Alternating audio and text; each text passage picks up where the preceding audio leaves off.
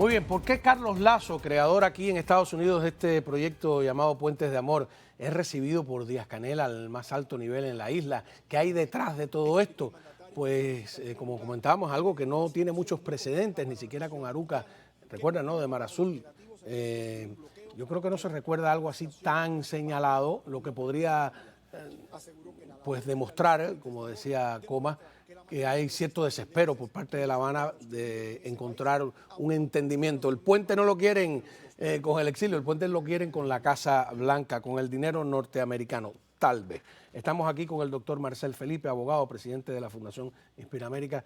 ¿Cómo está usted, doctor? Muy bien, muchas gracias por tenerme. Acuerde que también presidente del Museo de la Diáspora, porque para este octubre el museo va a tener una nueva exhibición sobre la historia del exilio cubano que va a marcar y ser un referente. Así que es un título del cual estoy muy orgulloso. Ah, qué bien. Y eso va a ser, tengo entendido, con el Movimiento San Isidro. Bueno, con el Movimiento San Isidro tenemos un evento para el 11 de julio en el Museo de la Diáspora, a partir de las 7 de la noche, un evento artístico. En el primer aniversario de la protesta. Con el primer aniversario y justo con los muchachos de San Isidro. Pero lo que te decía en octubre es una exhibición que va a lanzarse en el museo, exhibición permanente, de todos los horrores que ha vivido el exilio cubano y todos los logros que hemos tenido. Algo muy parecido al museo varios museos que se han hecho por la comunidad judía.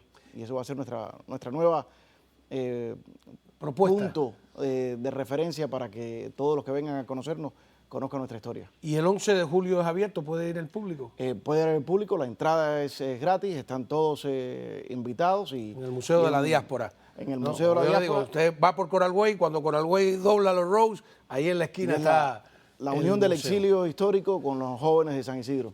A ver, vamos a este tema del señor Lazo. Quiero empezar mostrándote cómo le agradece Díaz-Canel. Adelante. Es importante lo que ustedes están haciendo, sobre todo para demostrar que el bloqueo es inmoral. Yo creo que el concepto de la inmoralidad del bloqueo le llega a todo el mundo, independientemente de creencias, de posiciones políticas. Y lo que ustedes hacen demuestra una cosa muy importante que yo creo que tenemos que seguir potenciando, y es que la mayoría de los norteamericanos y la mayoría de los cubanos que viven en Estados Unidos no están por el bloqueo ni están contra Cuba. A ver, este es el argumento que además reproduce el periódico Granma, que la mayoría de los exiliados realmente no están por una política de mano dura con el régimen, para decirlo con nuestro lenguaje. Bueno, aquí es donde ve las limitaciones intelectuales del señor Díaz-Canel. Creo que un Fidel Castro, que era un poco más inteligente que Díaz-Canel, no se hubiera atrevido a hacer esa aseveración porque es tan fácil de descomprobar, se desmorona por tan fácil. Tú puedes decir desde el punto de vista de ellos, la mayoría de los americanos, porque no se tanta encuesta, o como ellos han dicho, que eso no es correcto. Está bien, eso es una opinión, pero decir que la mayoría de los cubanos americanos no están a favor de lo que es las sanciones económicas. Bueno, aquí no hay bloqueo ninguno. Si se le pusieron bloqueo, se caen en 2 semanas. Va en contra de toda la evidencia que existe. La propia agencia de Ben Dixon, Armando y Ben Dixon, que son encuestadores demócratas, del Partido Demócrata, completamente partidistas, y no gente balanceada, han admitido que 2/3, según los números de ellos, de los exiliados, de los cubanos americanos, favorecen la política de la restricción y están en contra del deshielo como el que hizo Obama. Pero además, no tienes que ir por la encuesta que ha hecho esa empresa demócrata. Eso es como decir una admisión de parte de un grupo que casi siempre ha estado a favor de ese deshielo. Ve a los líderes electos. Donde quiera que hay concentración de cubanos, los líderes electos mantienen la misma posición irrespectivamente de qué partido tienen. Porque verdaderamente es la única posición moral que tú puedes tener después de haber sido víctima de ese sistema. Vamos a ver qué respondió Lazo en este recibimiento casi presidencial o cuasi presidencial. A veces no hay ni que explicar mucho sobre los efectos del bloqueo y sobre cuán bueno y noble es el pueblo cubano. Cuando uno trae acá, viene con maestros, padres, estudiantes, y solamente les permite que estén en contacto con ese pueblo, que vean la nobleza de ese pueblo, que aprendan los unos de los otros, ya no hace falta nada. Hay una canción de Israel Rojas que dice: somos la misma humanidad, todo bajo el mismo acertijo, y esto se aplica aquí. ¿Verdad que este es el peligro de las relaciones diplomáticas y de... Ayer en la OTAN y antier, en la cumbre de la OTAN en Madrid, dijeron, se acabaron los paños tibios con Rusia de si es o no es una dictadura, si es o no es el enemigo, es una dictadura y como tal le vamos a tratar. Entonces, cómplice de la invasión Cuba, entonces con Cuba no queda claro que es una dictadura, entonces ocurren cosas como esta, que eso que para mí es un colaboracionismo con una nación enemiga, pues pasa como un acto legal. Sí, totalmente. Mira, esto no es nuevo desde el punto de vista cubano. Cuba siempre ha tenido, primero tuvo a Aruca, después a Edmundo García, los va descartando, los va reciclando y va trayendo personas nuevas que hacen el trabajo del lobby castrista en los Estados Unidos y siempre vienen incluso cubanos americanos que se prestan para ayudarles, como el caso de Joe García. Pero siempre vamos a un tema. No tienen el impacto que ellos quieren que tenga en la comunidad cubano-americana, porque no vas a convencer sí, cuando Aruca empezó Radio Progreso aquí, decía, la idea era, tú vas a ver cómo ahora van los mayamenses y los cubanos van a elegir a congresistas y a senadores que son favorables al régimen. Totalmente. Y no pasó nunca. Igual que este grupo Oye, que está estuvieron comprando, 30 años en eso, ¿eh? Totalmente. El grupo que está comprando las estaciones de radio, con eso no vas a cambiar. Yo no puedo ir ahora a Jerusalén y poner, o a Tel Aviv y poner un canal fascista y pensar que voy a tener éxito, que de buenas a primeras los voy a convertir en fascistas. Eso no funciona de esa manera, es todo lo contrario. Además, una agresión a las víctimas también, ¿eh? A medida que tú le das el contenido que les interesa y que les es referente a ellos y que ellos estiman creíble. Y lo que hacía Aruca no es creíble, lo que está haciendo este señor no es creíble para nosotros, que somos las víctimas de ese sistema y que lo conocemos. El problema no está ahí, verdaderamente eso no me preocupa. El problema está en que como Estados Unidos, y esto es un problema tal vez un poco más grande, desde la época de Reagan verdaderamente ha abandonado a América Latina, tal vez lo acomplejaron con esto de ser intervencionista y ha dejado de intervenir completamente, dejándolo en espacio abierto para la dictadura cubana y sus aliados de Rusia, de China y de Irán.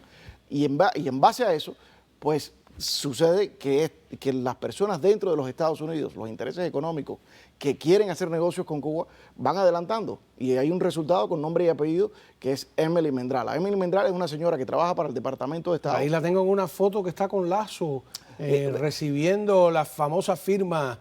Es que esta señora... O sea, también funciona, es una impresión muy personal, yo diría que se deben inscribir como agentes extranjeros. Esta señora, antes de tener el puesto, de ser encargada... Eso es lo de Cuba, peligroso, el puesto que tiene. El puesto de ser encargada de los temas de Cuba en el Departamento de Estado, antes de que Biden fuera presidente, se dedicaba, era la directora ejecutiva, la jefa de una organización en Washington que se dedicaba a llevar a los congresistas y alcaldes norteamericanos a Cuba para demostrar que Cuba era un país paraíso. Normal y era un paraíso y hacer el lobby pro-castrista. Y si tú vas al sitio web, parece... tiene más propaganda política que las embajadas de Cuba, Venezuela o Nicaragua. Es verdaderamente increíble que esta persona esté en ese puesto.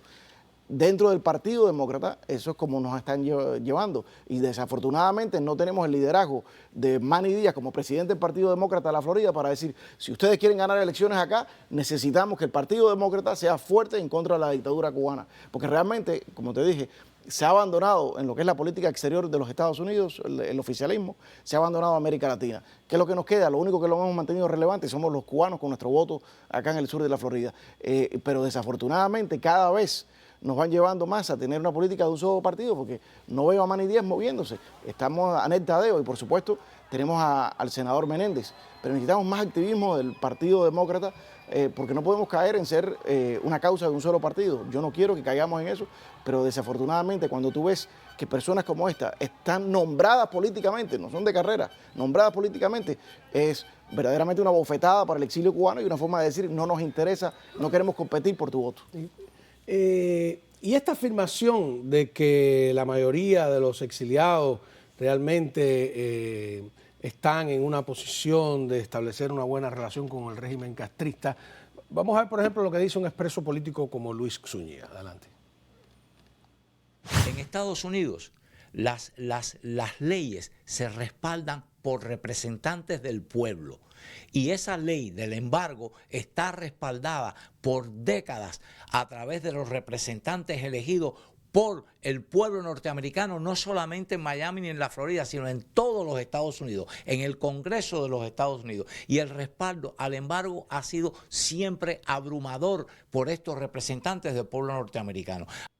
Sí, pero tú sabes cuál es la teoría que el régimen castrista lleva años propagando, que somos nosotros, los medios de difusión, los que le lavamos el cerebro, como si la gente aquí fuera tonta y no hubiera libertad, ¿no? A los votantes cubanoamericanos, y que por eso es ese el resultado. Y por eso es ese interés que tienen en controlar, por supuesto, los medios de difusión. Vamos a ver qué dice Orlando Gutiérrez del movimiento del Directorio Democrático. Yo creo que el exilio cubano ha demostrado con sus votaciones en las elecciones locales y nacionales, ha demostrado con su presencia en las calles, con su apoyo histórico a la lucha por la libertad de Cuba, dónde está, dónde se encuentra. Y creo que eso representa a la vasta mayoría del pueblo cubano. Lo que se tienen que estar preguntando ellos no es cómo piensan los cubanoamericanos, sino cómo piensan los cubanos en la isla. Mira, los cubanos en la isla también ha habido una cosa interesante. Es imposible hacer una encuesta científica dentro de la isla, pero lo que hemos visto es un endurecimiento de las posiciones, incluso sobre el embargo, de los propios cubanos de la isla, de la propia comunidad de opositores en la isla. Ya no ves personas recién llegadas diciendo, bueno, pero el embargo, ¿no? Hay algunos, por supuesto, como siempre, pero eso también es un cambio importante. Yo me acuerdo de una época que habían disidentes, gente fuerte, no voy a mencionar nombres, gente fuerte diciendo, no, pero es que aquí adentro es otra realidad, no podemos decir eso es demasiado. Y que ahora están diciéndolo abiertamente. Yo creo que hemos ido a otra etapa. Desafortunadamente, sí hemos ido en un momento en que Cuba estaba a punto de un cambio, el 11 de julio y los días que le siguieron, y se desaprovechó, pero no se desaprovechó porque desaprovechó sugiere como que era una oportunidad que querían tomar. El gobierno americano lo sepultó. A propósito, no le hizo caso a Bob Menéndez y la administración esta sepultó ese grito de libertad. Y después de eso... No, dijeron que era que los cubanos querían leche, que los cubanos querían tal cosa. De hecho, esto... Pero el tema central es que no importa que lo sepultes momentáneamente, el problema es que ha habido un poquito más de ese sepultamiento momentario. Al abrir este tema de las remesas, sobre todo ilimitadas, que lo único que verdaderamente beneficia son a las grandes negocios castristas, porque la familia normal no tiene para mandar $10.000 al mes. Yo no conozco ningún estratega que proponga, que es lo que están proponiendo ellos, fortalecer a tu enemigo. Pero además, la elección de Petro ahora en Colombia, negocios con unos médicos de López Obrador y la desaparición de todos estos generales, le ha extendido un poquito más las esperanzas al régimen, más que lo que estaba hace un año. Tenemos que seguir luchando, pero ese es el análisis objetivo. Mientras esté esta administración, va a ser extremadamente difícil la lucha nuestra. Ellos se llevaron 5.000 libras de leche, ¿no? Y entonces, por supuesto, hubo manifestaciones aquí, no queremos leche, queremos libertad, etcétera. Vamos a ver cómo lo plantean. Y ha sido un viaje muy bonito. Los muchachos trajeron 5.000 libras de leche en polvo para hospitales pediátricos de Piedras del Río, de Matanza, la Escuela de Solidaridad con Panamá de niños que tienen discapacidades. Y estamos aquí tratando de construir puentes de amor entre los pueblos de Cuba y los Estados Unidos. Ay, qué buena gente. Yo tendría que preguntarle si ha puesto un puente de amor con los presos políticos, con los niños que están presos después del 11 de julio y si los ha ido a visitar a ellos. Entonces, que no hablen de buena fe cuando hay gente pasando lo que están pasando en las cárceles cubanas y ni siquiera preguntan por ellos. Y ellos hacen una caravana por todo el malecón y la hacen con carros de turismo, ¿no? Que no es una caravana espontánea del pueblo, es una... A ver qué dice.